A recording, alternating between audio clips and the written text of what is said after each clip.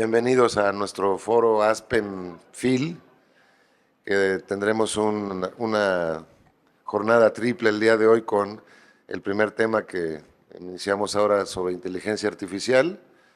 Dentro de una hora tendremos uno sobre las oportunidades para México del famoso nearshoring y terminaremos con un panel sobre noticias falsas, fake news, desinformación, etcétera. Entonces tenemos un día muy lleno de cuestiones, me parece a mí, muy relevantes e interesantes.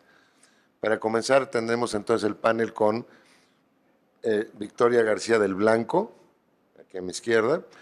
Victoria es profesora titular de Derecho Penal de la Universidad Rey Juan Carlos, donde imparte docencia, tanto en grado de Derecho como en el grado de Criminología y diversos másteres.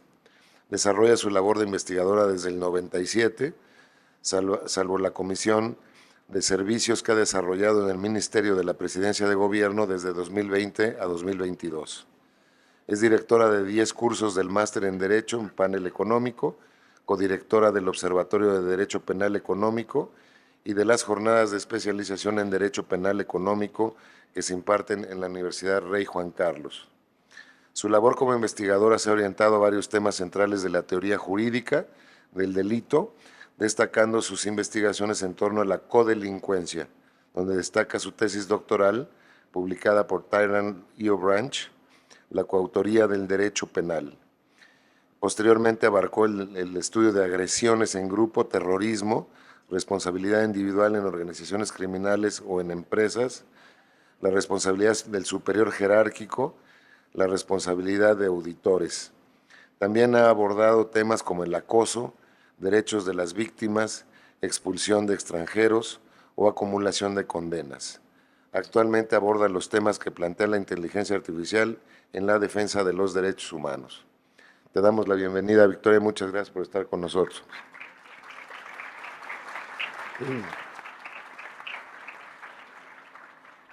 Y como pudieron ver por su currículum, anden con cuidado con ella.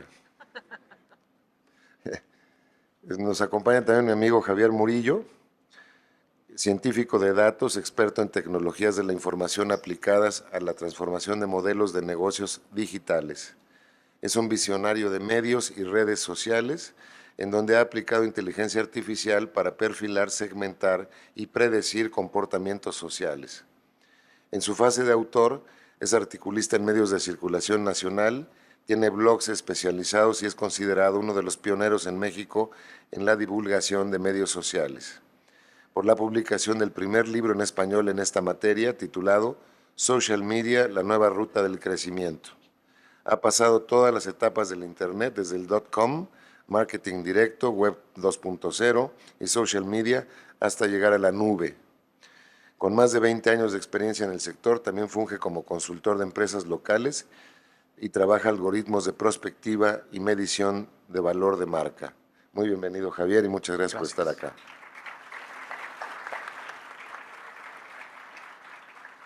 Bueno, quisiera iniciar con una pregunta para ambos. El que apriete el botón primero tendrá la palabra.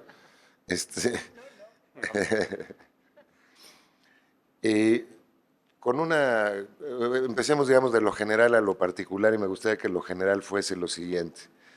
El tema de la inteligencia artificial ha despertado gran preocupación, curiosidad, incluso fascinación, diría yo, porque depende cómo se use, puede ser un ogro, puede ser realmente el genio sacado de la botella que va a devastar a la humanidad, o puede ser una herramienta de gran utilidad para el mundo y para los seres humanos, para el funcionamiento de nuestras sociedades. Me gustaría si pueden hacer un pequeño apunte, unas pinceladas de cuáles son los grandes beneficios que puede traer el uso de la inteligencia artificial y los grandes peligros. Uno de los peligros es tener el teléfono en la mano mientras estamos... Perdón. Es que sí nos distraen. Pero entonces, si pudieran ustedes hacer una especie como de pequeños apuntes de cuáles son las expectativas, en qué va a beneficiar la humanidad este tipo de tecnologías y cuáles son los peligros principales que detectan. Victoria, por favor. Ya funciona, sí. Muchas gracias a todos por su asistencia y especialmente a los responsables de que hoy pueda estar yo aquí con ustedes, al Foro Aspen, a mis amigos que tanto me aprecian y que valoran mis visitas para poder colaborar en este tipo de tareas. Y en esta tarea especialmente porque ha despertado el interés no solo mío, sino del resto de la comunidad científica. Hemos pasado también a la comunidad jurídica a preocuparnos por aspectos que forman parte ya de nuestro día a día. Cuando nos preguntan en qué creemos que puede beneficiar la inteligencia artificial nuestras vidas, pues solo tenemos que mirar dónde estamos y cómo vivimos hoy en día. Porque la inteligencia artificial no es una revolución que estamos a sus puertas, sino esa revolución ya está en nuestras vidas.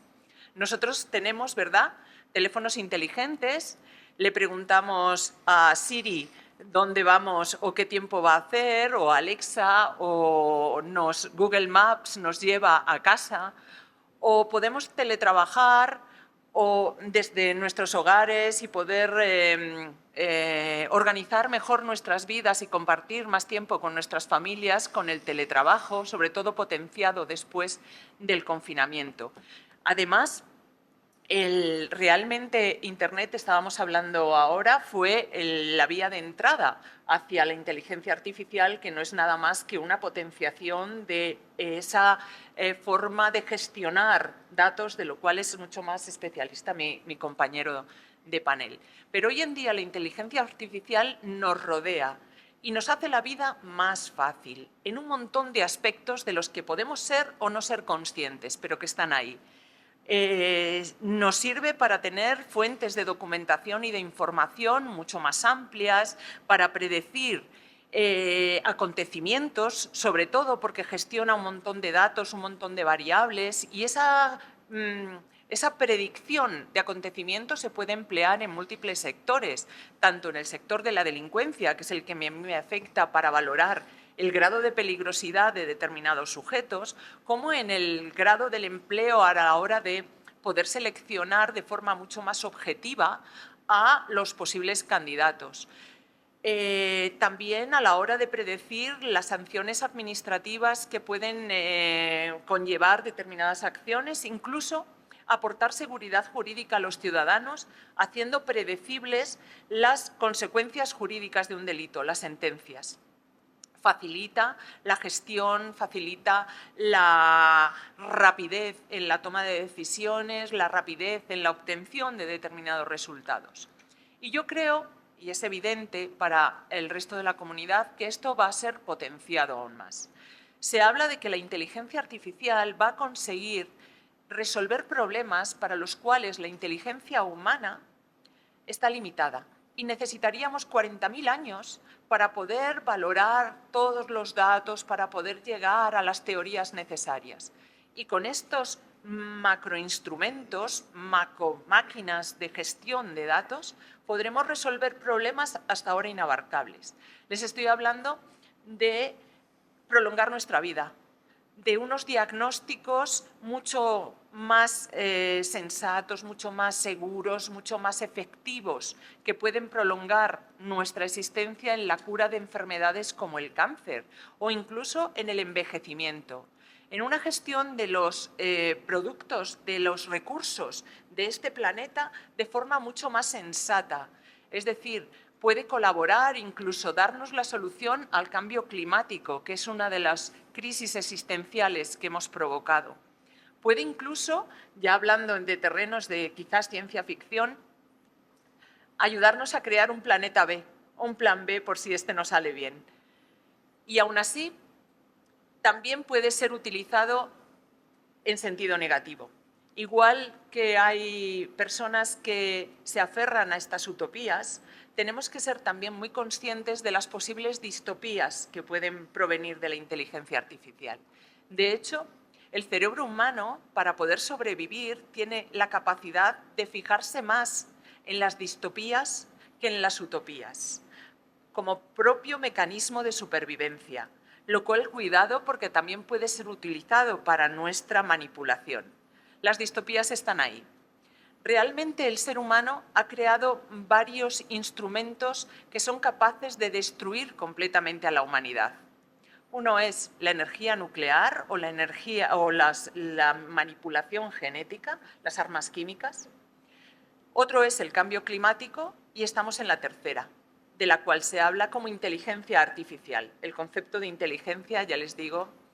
En este sentido, no solamente vamos a hablar de la opacidad en la toma de determinadas decisiones, en la opacidad o en la manipulación de las decisiones que afectan a la propia estructura democrática de nuestras sociedades, sino que la inteligencia artificial es capaz de afectar a todos nuestros derechos humanos. Desde nuestra vida, estamos hablando de armas creadas por inteligencia artificial, de esos drones asesinos, o también podemos estar hablando de otro tipo de armamento que no es tan sofisticado, pero que puede afectar también a nuestra salud en la gestión de los recursos públicos de sanidad, a nuestra educación, a nuestros derechos de participación democrática, a nuestra libertad ideológica y libertad de información, a nuestra libertad ambulatoria, porque tenemos derecho a un juicio justo que puede ser afectado por el uso de algoritmos por parte de la justicia. Puede verse afectado en general cualquiera de nuestros derechos humanos. De ahí que tengamos que poder controlar a este caballo desbocado que podría ser este instrumento tan beneficioso para nosotros. Yo creo que la evolución de la humanidad pasa por la puerta de la inteligencia artificial y tenemos que superar esa puerta. Lo que tenemos que decidir ahora, y quizás ya vamos tarde, tenemos que darnos prisa, es en saber cuál es nuestra relación con la inteligencia artificial. ¿Cómo queremos relacionarnos con los algoritmos? No, bueno, fantástico. Muy buena patada de salida. Muchas gracias. Javier, los claros y los oscuros, ¿cómo los ves? ¿Qué tal? Buenos días a todos. Yo tengo, hace rato estábamos platicando en la sala, en la antesala de esta presentación, y les decía que mi primer artículo de inteligencia artificial relacionado con eso lo escribí en el 2003. O sea, ya son 20 años que empecé yo a reflexionar sobre el impacto que tendría la tecnología y sobre todo las máquinas que nos permitieran hacer cosas más inteligentes que como las hace un humano. Ya llevo 20 años reflexionando sobre eso. Ahora, yo que he trabajado inmerso en la tecnología, en el desarrollo de algoritmos, creando modelos científicos para predecir o para calcular la probabilidad de escenarios, les puedo decir que en este tiempo, en todos estos años que he estado trabajando con esta tecnología, pues me he encontrado muchas cosas. A ver, desde la perspectiva tecnológica y científica, lo que yo estoy viendo o lo que yo les puedo decir es que quien no esté inmerso, y sobre todo viendo la edad de la gente que está aquí, quien no esté inmerso en esta tecnología y salga al mundo laboral sin haber tomado, aprendido, desarrollado, capacitado trabajo relacionado con herramientas de inteligencia artificial, estará en desventaja. ¿Qué es lo que estamos haciendo los científicos? ¿Qué es lo que estamos haciendo la gente que estamos desarrollando tecnología? El mundo se está moviendo hacia algo que se llama sistemas algorítmicos de toma de decisión. Les voy a contar un poco qué es eso. Todos tomamos miles de decisiones, todos ustedes, nosotros, yo, tomamos miles de decisiones todos los días. Desde a qué hora nos vamos a levantar, qué vamos a desayunar, y de ahí empiezan a darse una serie de decisiones que se toman todos los días. ¿Hacia dónde nos estamos moviendo la gente técnica, los científicos? A ayudarnos a tomar aquellas decisiones que son poco relevantes o de menor valor, ayudarnos con las máquinas que nos soporten esas decisiones, que nos den mejores capacidades. ¿Qué sucedería si yo, en lugar de tomar miles de decisiones, solo me dedicara como humano a tomar aquellas decisiones que son decisivas, aquellas que requieren la capacidad intelectual de un humano, aquellas que requieren la humanidad, que imprima mi humanidad? Que nos daríamos más tiempo para esas decisiones. ¿En qué estamos trabajando la gente de ciencia y tecnología? Es en quitar todas aquellas decisiones de los humanos que son irrelevantes o menos importantes y dejarnos tiempo para tomar las decisiones más importantes en nuestro día a día, ya sea para estudiar, para trabajar, en nuestras relaciones personales. Esa es la tendencia en este momento. Digo, hay muchas cosas que nos dicen que esto puede ser peligroso, que hay riesgos. Sin embargo, les puedo decir que al menos en el mundo empresarial, en el mundo laboral, ahorita no me voy a meter con el ejército o lo que se está desarrollando en términos de armamento. En el mundo laboral, en el mundo en el que nosotros, la mayoría de nosotros nos movemos, eso es lo que estamos desarrollando. Ahora, en este punto, sí veo yo que hay empresas que son más éticas que otras. Yo he tenido la oportunidad de venir reflexionando, como les dije, desde hace 20 años, cómo haría mi inmersión tecnológica en el desarrollo de algoritmos. Pero hay personas, hay empresas que tienen menos tiempo reflexionando sobre esto. Yo he tenido la oportunidad de, como decía mi currículum, de escribir columnas, de hacer reflexiones, de escribir libros, de escribir ensayos relacionados con la inteligencia artificial. El tema aquí es cuántas personas tienen esta preparación y esta reflexión de tantos años. Ahí es donde tenemos que empezar a trabajar, que las empresas, los científicos, quien esté alrededor de eso, tenga una línea ética y se apegue a ella. Por ejemplo, yo en mi caso, yo cuando estoy trabajando con una empresa, lo primero que les digo es, tenemos que firmar un contrato ético. O sea, yo no avanzo, no es un contrato comercial, no es un contrato en el que yo le voy a vender horas a una empresa. De las primeras cosas que yo firmo con mis clientes es un contrato ético.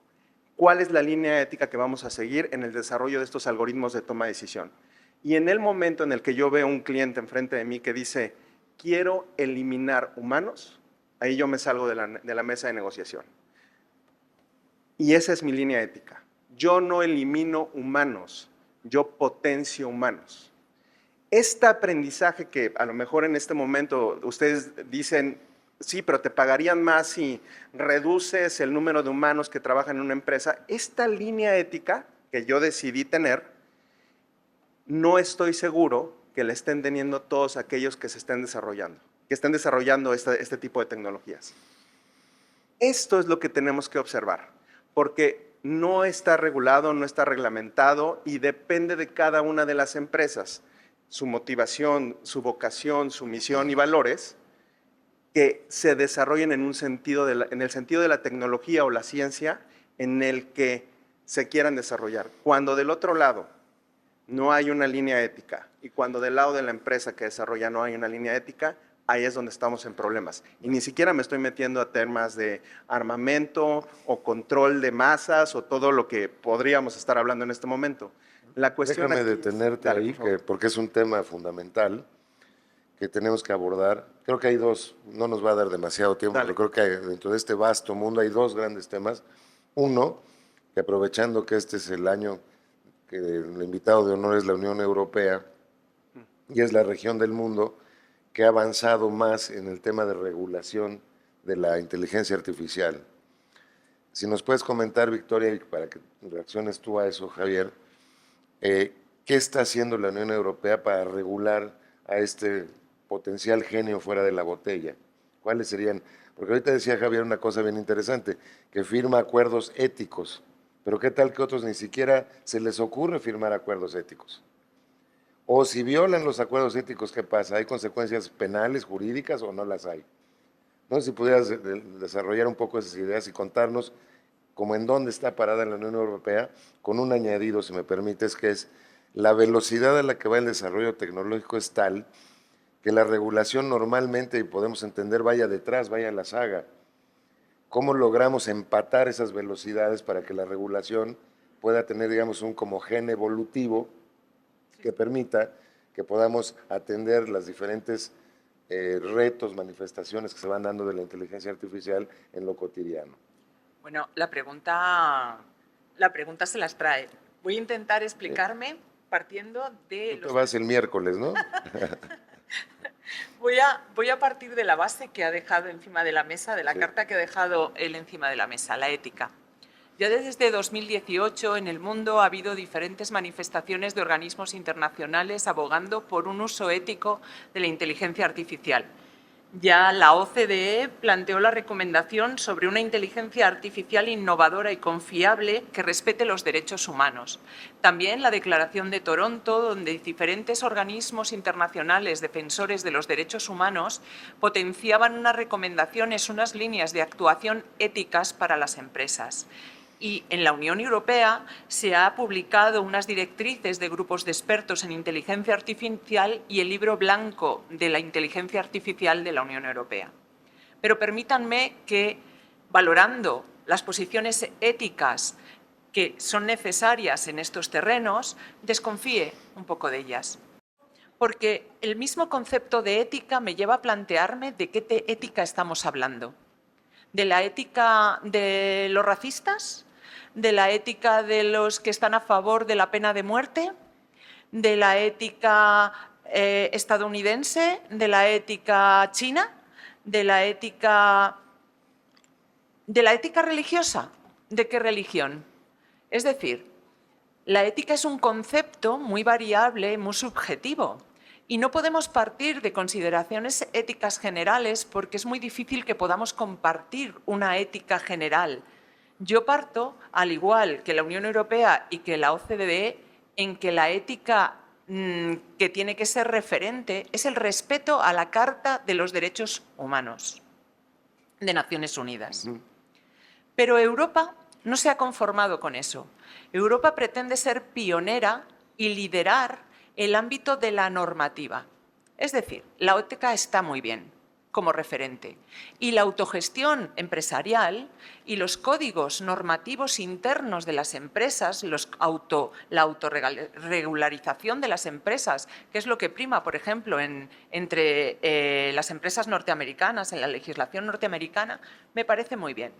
Pero yo creo que el mejor código ético lo impone la ley y lo impone la norma. Y una vez que respetes la norma, además, tienes tu código ético interno con trascendencia a efectos civiles o a efectos laborales, si no lo cumples.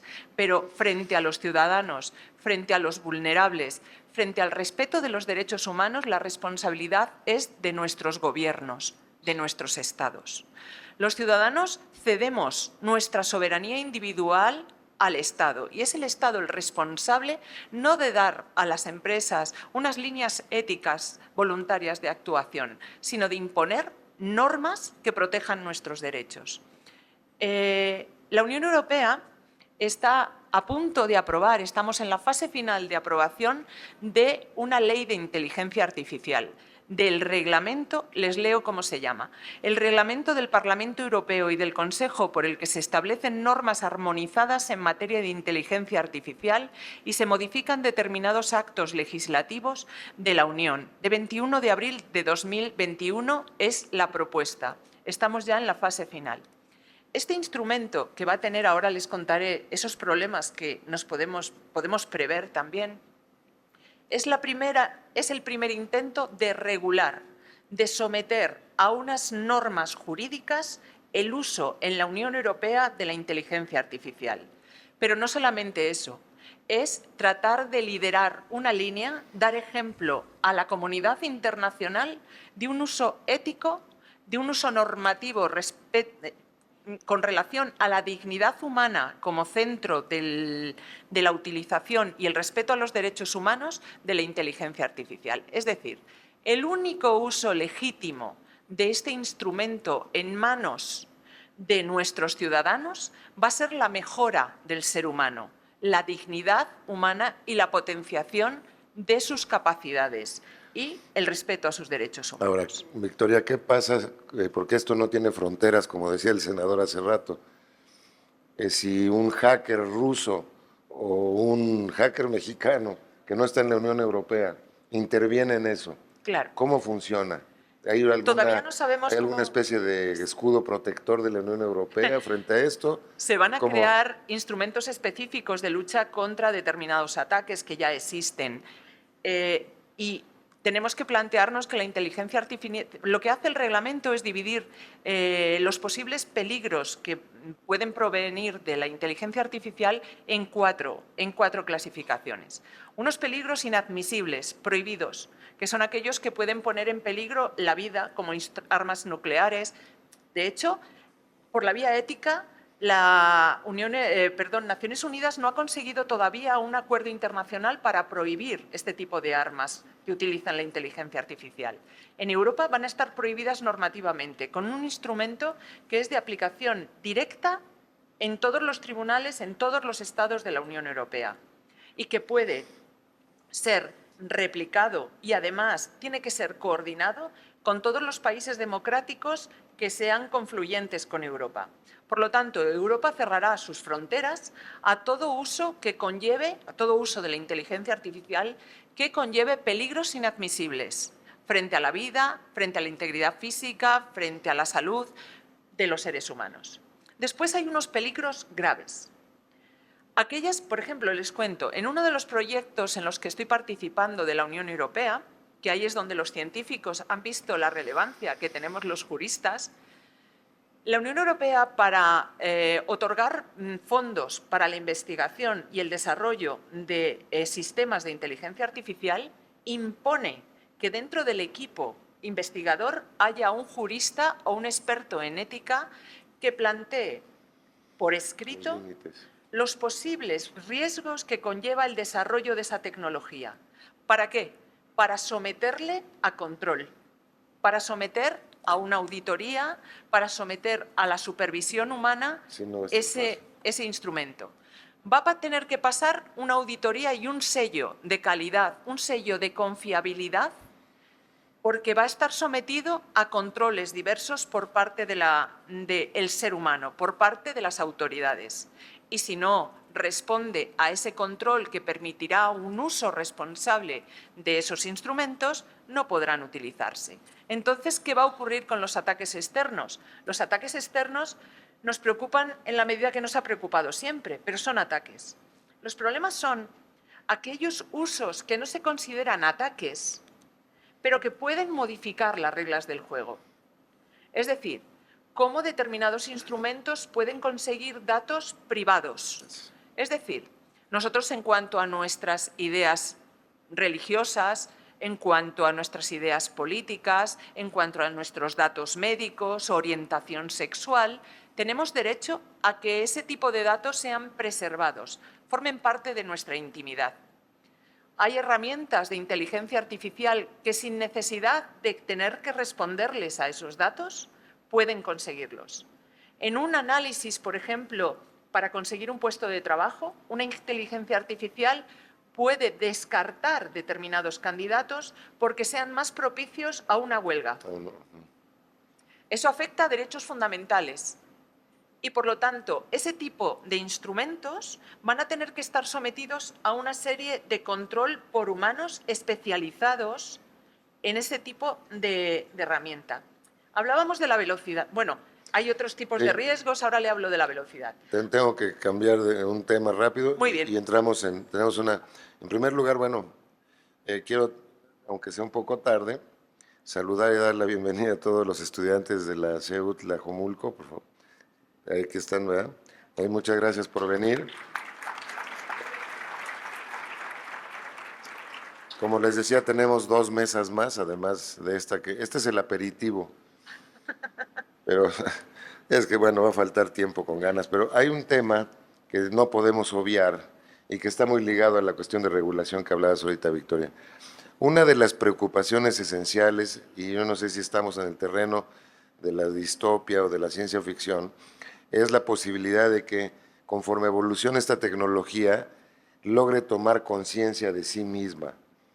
Es decir, que una cosa es utilizar una calculadora que va a responder a mi dedo con los números que yo le marque, o incluso un programa sofisticado como ChatGPT, que yo pongo las variables que quiero que entrecruce y lo hace. Pero otra muy diferente es que tenga una sensación ya o una conciencia de sí misma la máquina. Yo quiero hacer esto, yo máquina, creo que, ¿no? O le voy a dar clases de tal cosa, o voy a darle una lección de tal cosa a mi amo, para ponerlo así en términos un poco poéticos.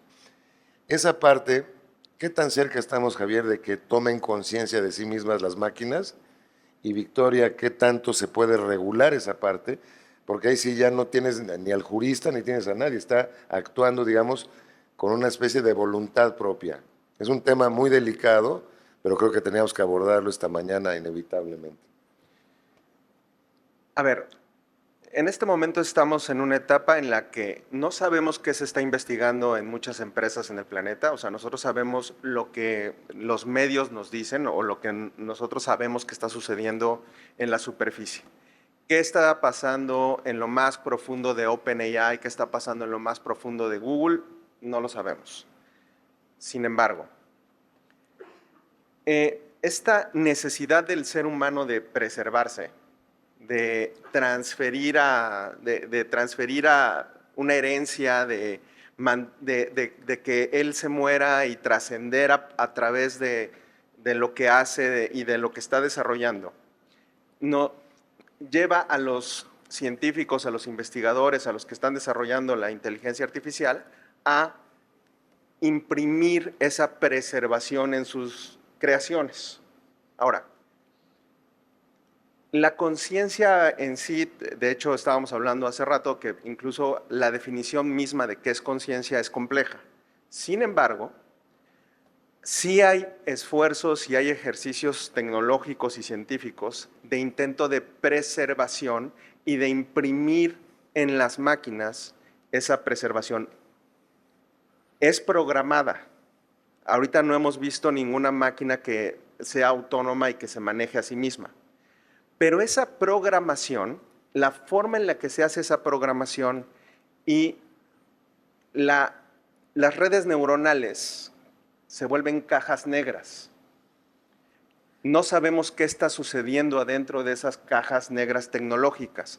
A diferencia de otras tecnologías que nosotros sí podemos saber cuáles son los pasos de programación y saber qué instrucciones está ejecutando un programa, las redes neuronales no sabemos qué está sucediendo adentro.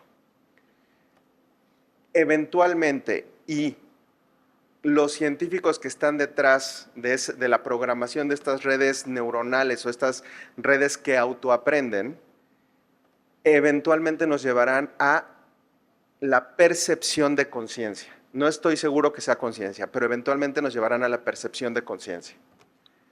Y a que nos vamos a perder en esta barrera entre no saber si estamos interactuando con un humano o con una inteligencia artificial. Eso, como les digo, hay experimentos, yo sé de experimentos que han salido en los medios que han tenido que apagar Meta, la ex Facebook, que ha tenido que apagar el mismo Google, porque estos experimentos estaban saliendo de control. A ver, nada más en el tema de teorías de conspiración. Sam Altman, el ex CEO y ahora otra vez CEO de OpenAI, que ustedes que son dueños de ChatGPT, viaja con una maleta azul. Y lo que dicen los que crean teorías de conspiraciones es que en esa maleta azul tiene la capacidad de apagar todos los sistemas y de destruir todos los servidores en los que está ChatGPT. No sabemos si ChatGPT o esta nueva iniciativa autogenerativa que están desarrollando, pero si eso fuera cierto, si es que sí trae las bombas o el sistema, el control para apagar los servidores, ahí quiere decir que ellos están investigando sobre cosas que no conocemos, no sabemos, y hay un riesgo detrás de eso. A ver, tengo aquí una serie de preguntas que no quisiera yo dejar de lado del público. Como tenemos poco tiempo, les pediría que fueran Sí, como ya. muy puntuales Ya en... se acabó. Sí. Ahí les voy preguntando. La primera pregunta es, ¿la inteligencia artificial hará obsoletos a los maestros? Ya quisieran. A ver, ¿qué opinan? ¿Quedarán obsoletos los maestros? Pues quizás sí, en mucho terreno. Yo soy maestra y ojalá mis alumnos, igual que yo, utilizáramos la inteligencia artificial para crecer, para tener la información que necesitamos para llegar a determinadas conclusiones. Recuerdo cuando hice mi tesis doctoral, allá en la prehistoria en Alemania, que me pasé un verano entero fotocopiando. Todo un verano de mi vida fotocopiando libros en alemán, aprendiendo durante años alemán para traducir y poder elaborar mis propias conclusiones en español para mi tribunal, que no hablaba alemán. ¿He olvidado el alemán? ¿Y perdí el tiempo? Pues no lo sé. Pero realmente para lo que yo quería utilizar esos conocimientos era para obtener determinada información. Si ahora mismo no necesito aprender alemán, no necesito ir a fotocopiar durante un todo verano, ojalá mis alumnos también lo utilicen así. El único problema, y que creo que es un riesgo grave, es la falta de variedad que nos puede producir la inteligencia artificial. Verán, hay determinados algoritmos que lo único que hacen es que nosotros recibamos la información que confirma nuestras creencias, que confirma nuestras opiniones. En nuestros chats, en nuestro Twitter, solamente encontramos cada vez más opiniones que están de acuerdo con nosotros. Si nosotros no nos damos cuenta que eso lo está haciendo un algoritmo, estamos perdiendo la diversidad necesaria para tener el derecho a la información. Están privándonos de otros puntos de vista que pueden confirmar. Si ustedes se meten en varios chats sobre terraplanismo, les empezarán a aparecer cada vez más teorías conspiranoicas. Eso no es casualidad, eso es un algoritmo que les está dando lo que ustedes han pedido. Eso es lo que hay que controlar y eso es lo que puede afectar al derecho a la educación, al derecho a la información, al derecho a la participación ciudadana. Puede modificar no solamente la educación de cada uno de nuestros ciudadanos, sino gobiernos y la política internacional. Hijo, va a estar bien complicado esto porque estamos ya sobre el tiempo, ¿verdad? Voy a leer nada más las preguntas, creo no se quedarán sin respuesta, o podemos hacer también una cosa, que pudieran acudir a ustedes a lo mejor Claro. con su Claro. correo electrónico, ¿verdad? Para que les respondan de Claro. manera más puntual si a ustedes les parece bien. Nada más voy a leer las preguntas porque creo que son muy ilustrativas de lo que nos ocupa y nos preocupa en este tipo de temas. Dice una de ellas, ¿México genera o tiene ya un límite ético sobre la implementación de inteligencia artificial? Otra pregunta, ¿cuáles son los desafíos y oportunidades de integrar la inteligencia artificial en la educación médica? ¿Qué opinan del robot Ameca aquí en Guadalajara? ¿Qué usos positivos o negativos conlleva el campo de la inteligencia artificial dentro del campo de la salud y la bioética? ¿Y cuál es el papel de los profesionistas en esta? ¿Cuáles creen que es el papel de las nuevas generaciones en cuanto a la ética de la inteligencia artificial de las nuevas corrientes políticas de los jóvenes? ¿Con qué inteligencias artificiales podemos comenzar a relacionarnos como estudiantes para tener ventajas como futuros profesionistas? Esa quizás sí la puedes responder ahorita, Javier. ¿Qué tanta confianza tendrían en dejar su salud en la inteligencia artificial? Y finalmente, si la inteligencia artificial procesa información imputada a través del tiempo, ¿cómo se prevé caer en sesgos que pudieran tipificar sin tener el contexto puntual de los hechos? Genotipos, criminología, etcétera. Estas preguntas para Victoria. Entonces, ¿por qué no hacer una especie de palabras de cierre? Un poco lo que ustedes consideran que es el corazón del debate en estos momentos. Javier. A ver, Una de las preguntas me pareció muy interesante porque sí, a lo mejor aquí estamos hablando de cosas que no se pueden implementar. Les voy a contar. Nosotros empezamos a invertir como empresa. Desde el 2016 empezamos a invertir en científicos de datos y desarrolladores para trabajar en nuestra propia inteligencia artificial como empresa. Y comenzaron a salir herramientas como ChatGPT, todas las herramientas de inteligencia artificial que están allá afuera. En ese momento nosotros éramos 100 personas y atendíamos 100 clientes. ¿Qué empezó a suceder? Que conforme fuimos evolucionando, y ahí es donde viene la información práctica que yo les dejo, en nuestras evaluaciones de a quién contratamos para nuestra organización, comenzamos a poner requerimientos de que tenían que trabajar con herramientas de inteligencia artificial. Hoy en día, en promedio en mi empresa, cada persona usa diariamente al menos 10 herramientas que todo mundo puede usar, aparte de ChatGPT, para trabajar. Eso ha significado una eficiencia del 30% de tareas que tenía que hacer un humano. Nos hemos hecho más eficientes y más efectivos. Y esto es lo que les quiero dejar. Yo en lo personal, yo tengo 53 años, uso más de 15 herramientas todos los días para trabajar en mis columnas, para tomar decisiones personales, para manejar mi propia agenda, para desarrollar mis propios algoritmos, para trabajar con mis científicos de datos, para hacer programación. Yo ya no tengo que programar todo. Yo empecé programando con HTML en el 1994. Ya no tengo que hacer eso. Hoy yo instrucciono a la inteligencia artificial que uso. Si ustedes quieren desarrollarse en ese sentido, lo primero que tendrían que hacer es cómo usar esas herramientas que los van a potencializar. Eso sería lo que tendrían que estar haciendo ustedes jóvenes, porque cuando los vayan a entrevistar en una empresa como la mía, van a llegar más preparados que el resto de los estudiantes que llegarán a tratar de ocupar esa posición. Si algo les quiero dejar, es eso. Muy bien.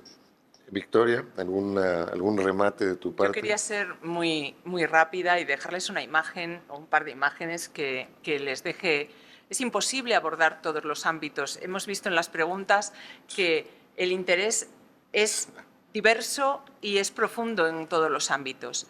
Y esto es un instrumento en sus manos que nos va a llevar más allá de donde pensábamos que podíamos llegar.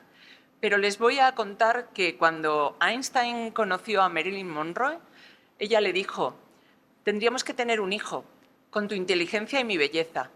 Y Einstein le dijo: ya, corremos el peligro de que sea al revés. Y es que realmente nosotros estamos en la revolución de la inteligencia artificial. Nosotros hemos conocido algo nuevo que nos facilita la vida, que nos hace felices, que nos entretiene, que nos aporta información, que nos potencia en nuestras capacidades. Estamos en esa fase, pero tenemos que empezar en la siguiente fase. Tenemos que empezar a ver que nuestro enamorado, nuestro amor, tiene sus defectos. Que ronca, que no obedece a la primera. Y tenemos que organizar ese amor para que sea un buen amor. Para que sea un amor que nos potencie, que nos haga crecer y que no nos someta, no nos manipule, nos agreda. Eso es lo que tenemos. Esa es la misión que tiene su generación. Yo no me considero de otra generación, vivo en este mundo todavía. Entonces, vamos a seguir capacitándonos, vamos a seguir viviendo en lo que nos toca vivir y a controlar los peligros que nos pueden hacer perder esas capacidades positivas. Yo soy muy optimista con los avances humanos. soy muy optimista también con las normas que los controlan. Por lo tanto, espero que esa iniciativa europea triunfe y que el resto del mundo pueda sumarse a ese empeño de organización. Muchas gracias a todos.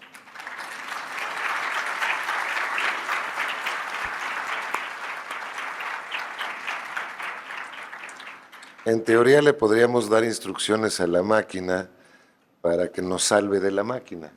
¿Verdad? Esa sería una solución. Bueno, el tema es amplísimo.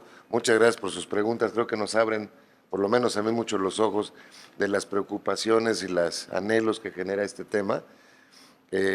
Lamentablemente ha sido como una probadita nada más del asunto, porque es vastísimo las implicaciones que ya vimos en biomédica. Tú hace rato nos contabas, Victoria, de qué tal un automóvil autónomo que tenga que tomar la decisión de si atropella a un señor, a un niño o se avienta al barranco. ¿Quién determina esas cosas, ¿no? Además, en segundos, ¿verdad? Es una cuestión de ética, es una cuestión de programación. Si el programador tenía una ética que no es la que… En fin, hay cantidad de temas. Pero bueno, creo que es importantísimo, cuando menos, abrir el apetito sobre este asunto, claro, ver los diferentes ángulos que hay, ir profundizando cada vez más y tratando de entender más.